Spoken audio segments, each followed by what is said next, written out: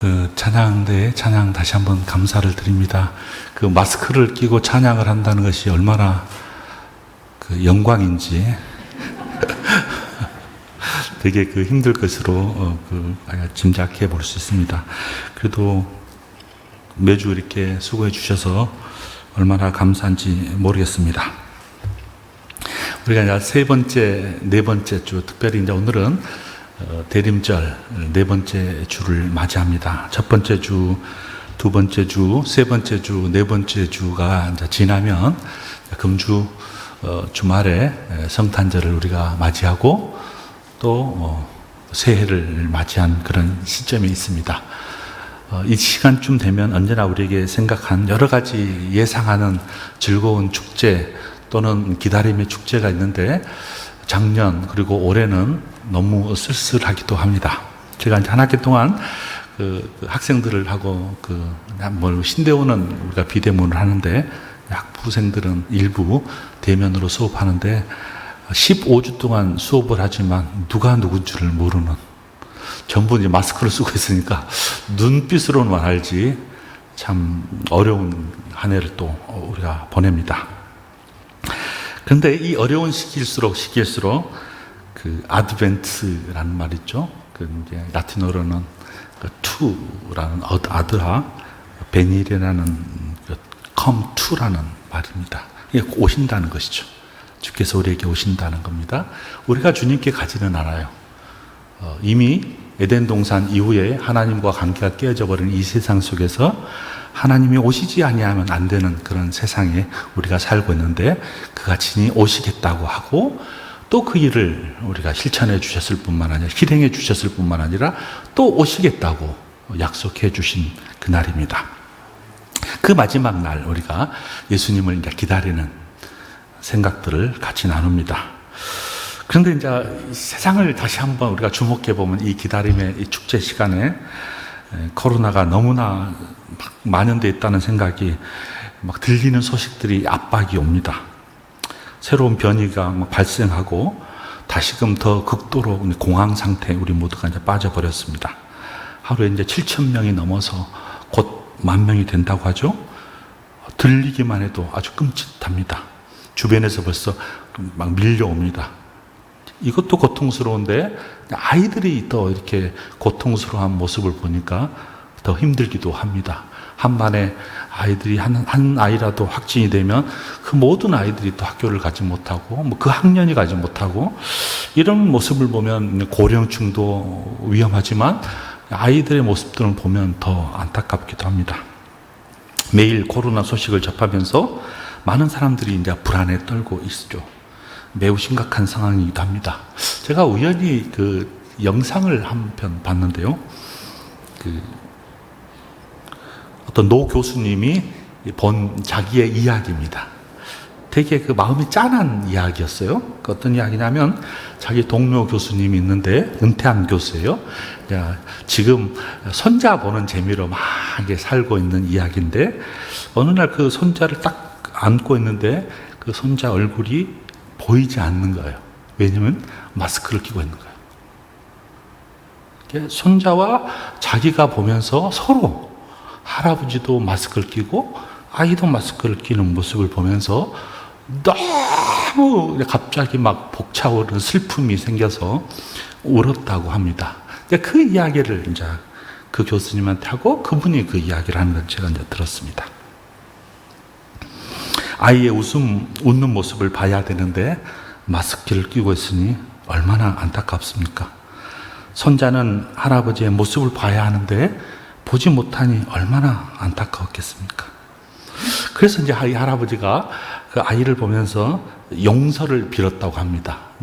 못난 할아버지 때문에 너가 고통스럽구나. 이 이야기를 들어보니 결국 우리 인간이 잔혹하고 탐욕이 많고 그리고 자기중심적으로 살아가는 이 세상을 결국 이 세상을 황폐하게 만들어버리고 또 바이러스라는 밑도 보도 못하는 이야기들이 우리 주변에 자신들을 보면서 기성세대의 욕심, 미안하다라는 이야기를 하면서 슬피 울었다는 이야기입니다. 참 안타깝습니다. 이렇게 쓰라린 현실이 있는데 오늘 우리 집사님의 기도처럼 또 대선을 바라보면서 이제 정치판이 난리를 칩니다. 고통스럽습니다. 소음 같은 이야기들이 막 이 편, 내 편 막 들리는 소음이 너무 고통스럽습니다. 이런 모습을 보면 마치 어두운 영이 이 사회를 막 뒤덮이고 있다는 생각이 들면서 아픔이 옵니다. 아이들은 아이대로, 청소년들은 청소년대로, 기성세대들은 기성세대대로, 또 아이들은 기성세대를 보면서 또 뭘 할까 생각해 보면 끔찍하기도 합니다. 우리들은 또 우리대로 보면서 이 다음 세대에게 뭘 물려줄 수 있을까 보면 또 너무 또 힘듭니다. 왜 그럴까요? 빛보다는 어둠이 반치는 세상 때문은 아닐까요? 하지만 이런 시기일수록 종말론적 삶을 사는 우리들이 좀 정신을 차려야 되는데, 종말론적 삶을 사는 우리가 어떤 시련에도 흔들리지 말아야 되는데, 좀 의젓해야 되는데, 암흑에서도 빛으로 살아가야 되는데, 절망에서 희망을 주어야 하는데, 죽음에서 생명을 나누어야 되는데, 그런 생각들이 요즘 많이 듭니다. 이런 어두운 세상은 오늘만이 있었던 것 같지 않습니다.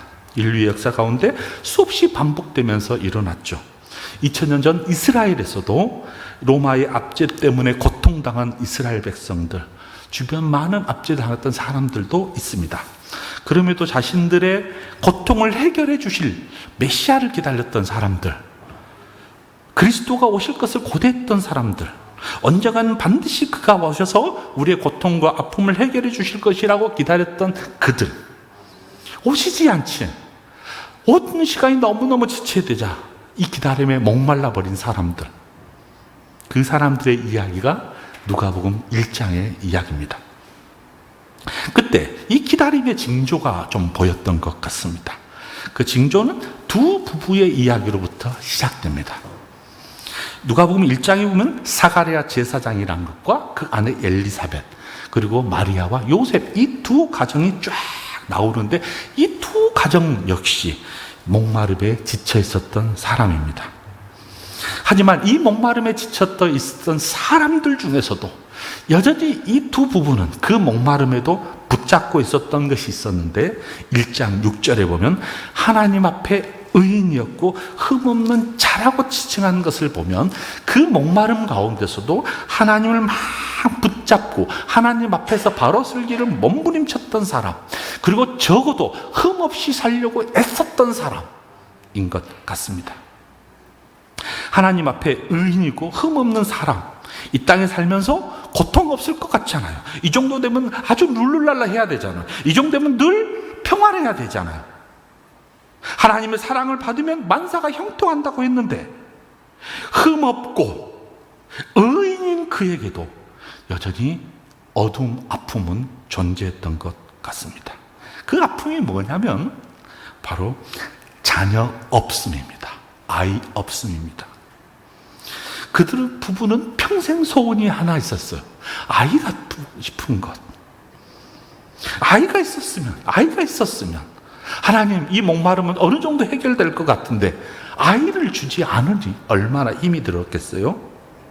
아마 한평생 기도했을 것 같습니다. 한평생 소원이 아이 갖는 거겠죠. 그런데 이 소원마저 약간 끊어진 듯한 시점이었어요. 포기했어요. 왜냐하면 아이 갖기 너무 늦은 나이였습니다.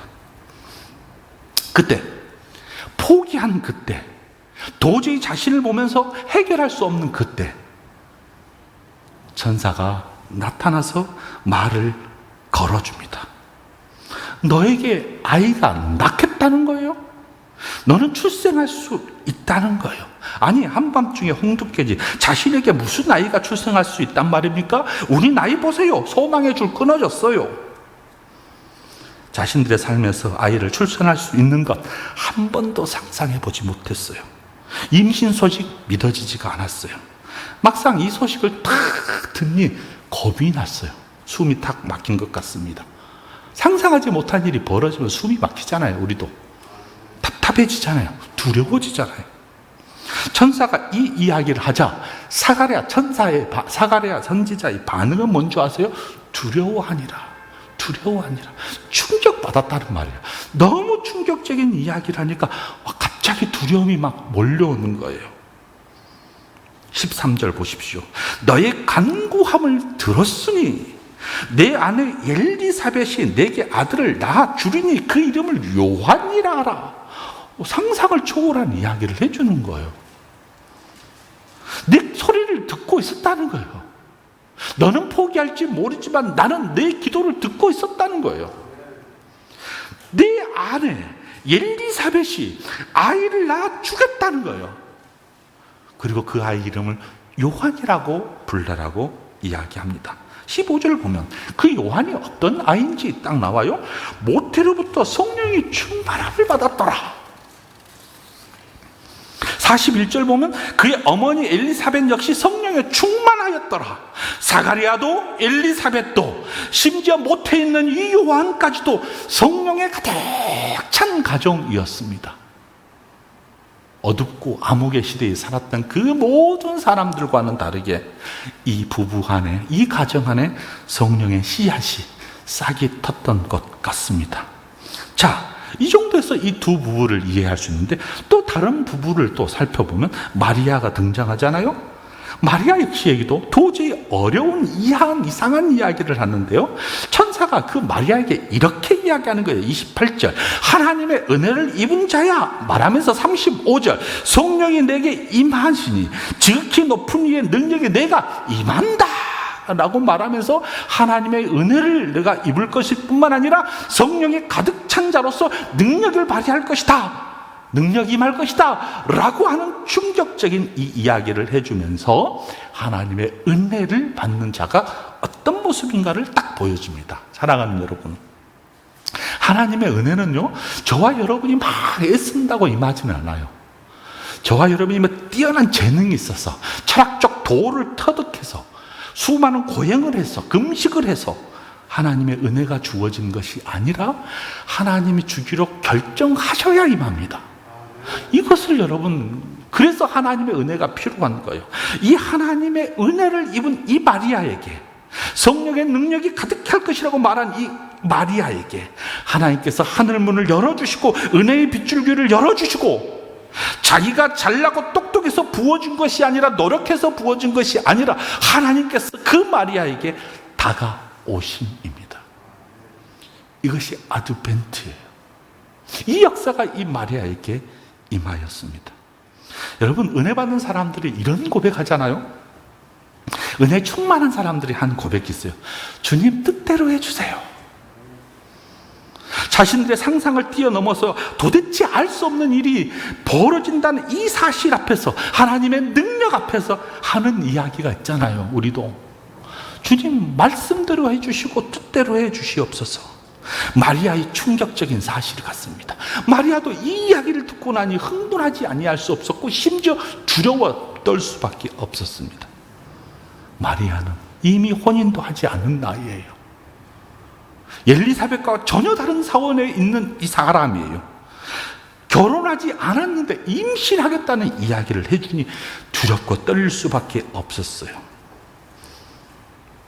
마리아의 이 엄청난 충격 앞에서 엘리사벳이 받았던 그 충격적인 이야기가 이 두 여인이 대화를 나눕니다. 처음에는 위로를 해주고 안심을 해주시고, 이 위로는 찰나적이었어.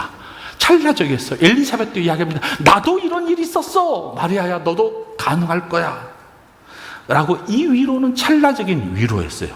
순간적으로 아, 그럴 수 있구나 라고 생각하지만 얼마나 두려운 이야기입니까? 청혼자 요셉을 생각하니 바짝 머리카락이 씁니다. 아니, 이런 일이. 요셉가 어떤 반응을 보일까? 두렵죠. 어떤 남자가 혼인도 하지 않은 여자에게 임신을 했다니 어떻게 그냥 넘어가겠습니까? 그런데 요셉의 태도를 보면 어떤 태도가 보여진 줄 아십니까? 가만히 꿇고자. 이 충격적인 현실 앞에서 요셉의 반응은 하나님의 뜻을 구하는 모습으로 나타납니다.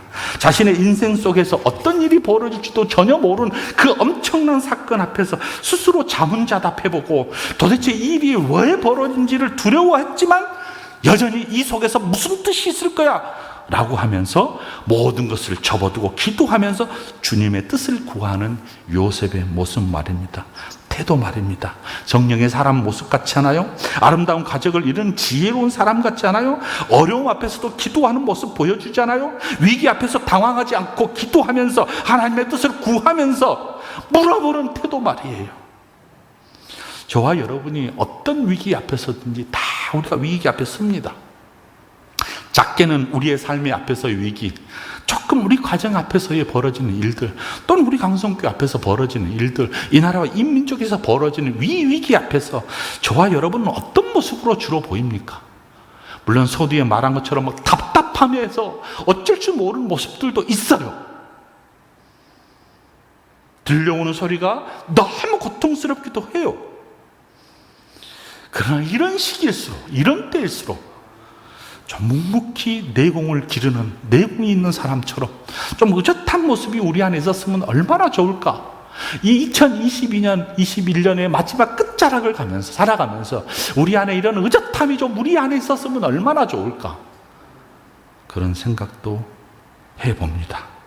드디어 마리아에게 나오기, 탄생하기 그 전에 엘리사벳에게 그 아이가 탄생합니다. 누가복음 7장 28절에 보면 여자가 낳은 자 중에서 가장 큰 일을 가르쳐서 요한이라고 말합니다. 구약의 어떤 인물, 신약의 어떤 인물보다도 가장 이 인류사의 가장 뛰어난 인물을 칭하면서 요한을 지칭하면서 그를 이야기합니다. 그는 세상에 이 빛 대신 아기 예수의 탄생 전에 짤막한 그리고 뜨겁게 사랑하면서 생애를 마감했던 사람, 선구자이면서 예비자 역할을 했던 사람, 이름도 없이 빛도 없이 살아가려고 하는 짧은 생애를 살면서 불꽃같이 살았던 사람. 그는 오래 살지 않았어요. 불의와 부정에 항거하거나 일찍 항거하다가 일찍 순교한 사람이에요. 그러나 대림절에 맞은 이 빛이신 예수님을 오시기 전에 그 짧은 인상에 불을 태우면서 조연의 삶을 살았던 사람. 그리고 역사의 인물에서, 역사의 무대에서 조용히 사라져버린 사람. 세상에서 왕이 탄생하면 난리법석을 한다고 하잖아요.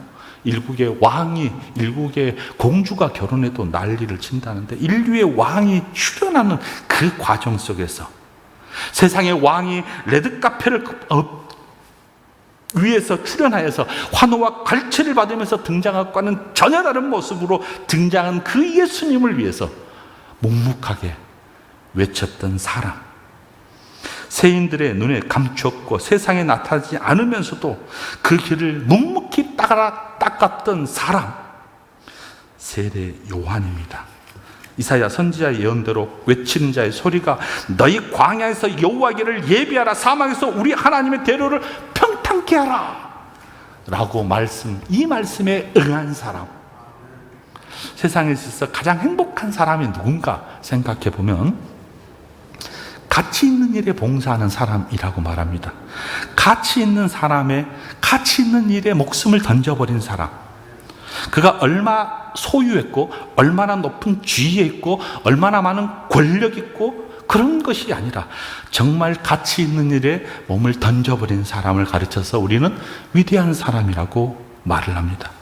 대기업 회장님과 한 시대의 권력을 휘둘렀던 정치가들을 우리 눈앞에서 청문회를 보면서 보잖아요. 수많은 이야기도 모르세. 억만장자의 물질이 있다고 하지만, 세상을 뒤우는 권력이 있다고 하지만 행복해 보이지 않는 모습 같습니다. 그들의 모습을 보면서 우리가 가슴이 답답하고 숨이 멈춰버리잖아요. 저만인지 모르겠어요. 그들의 행동이 비난을 받는 이유가 뭐예요? 자신의 지위와 자신의 기준으로 세상을 바라보고 자신의 행동을 전혀 이해하지 못하는 것들을, 자신도 이해하지 못하는 일들을 타인에게 강요하는 모습을 보면서 얼마나 있느냐, 얼마나 멋지느냐, 얼마나 갖고 있느냐, 얼마나 주기가 높으냐에 따라서 삶이 결정한 것이 아니라 얼마나 가치 있는 일을 위하여 삶을 던지느냐. 이런 측면에서 세례 요한은 우리가 다시 한번 주목해 볼 인물 중에 한 사람입니다. 짧은 인생을 살았어요. 그러나 그 인생에서 가장 가치 있는 일을 했어요. 그래서 가장 큰 사람, 가장 위대한 사람을 세례 요한이라고 지칭해 주시지 않았어요? 그는 이 세상에서 그 어느 것과도 바꿀 수 없는 값진 생애의 삶을 살면서 살았던 사람, 비록 짧은 인생을 살았지만 가장 값진 것에 삶을 던져버렸던 사람, 그래서 우리의 가슴 속에 그가 자리 잡도록 살았던 사람. 66절 마지막 중반절에, 오늘 읽었던 중반절에 보면 이 세례 요한을 가르쳐서 뭐라고 말하는 줄 알아요? 이렇게 위대한 삶을 살았던 데는 이유가 있어요. 66절 중반절 보십시오. 이 아이가, 세례 요한이에요, 장차 어찌 될꼬 하니 이는 주의 손이 저와 함께 함이라. 주님의 손이 주의 손이 세례 요한과 함께 했다는 거예요. 세례 요한은 주의 손이 함께한 하나님의 도구였던 것 같습니다. 주님의 손에 붙잡힌 사람 말입니다. 사랑하는 여러분, 우리 강성교회가 우리 아이들을 바라보면서 느끼는 기도 제목 있잖아요. 뭐예요? 주님의 손이 우리 아이들에게 좀 함께 해주시기를 소망합니다. 아니, 우리 아이들도 기도해야죠. 누가 필요해요? 주님, 우리도 주님의 손이 그냥 확 우리를 좀 붙잡아 주시면 좋겠습니다. 그래서 짧지만 의롭고 의미 있는 일을 살아갈 수 있도록 도와주십시오. 여러분, 여기서 우리 교사 선생님들의 일이 얼마나 귀중한 것 알 수 있잖아요. 우리 아이들을 바라보면서, 주님, 우리 아이들의 손을 좀 붙잡아 주십시오. 주님, 우리 아이들의 손을 붙잡아 주셔서 주의 손이 그들과 함께 해 주십시오. 우리 선생님들이 기도하셔야 돼요. 왜? 여러분의 손에 우리 아이들의 신앙이 달려 있어요. 늘 그들을 축복해 주셔야 돼요. 손을 잡고 기도해 주셔야 돼요. 이 험한 세상에서 승리할 수 있는 유일한 방법은 예수밖에 없다. 주 없이는 살 수 없다. 예수보다 귀한 분 없다. 이야기해 주셔야 돼요.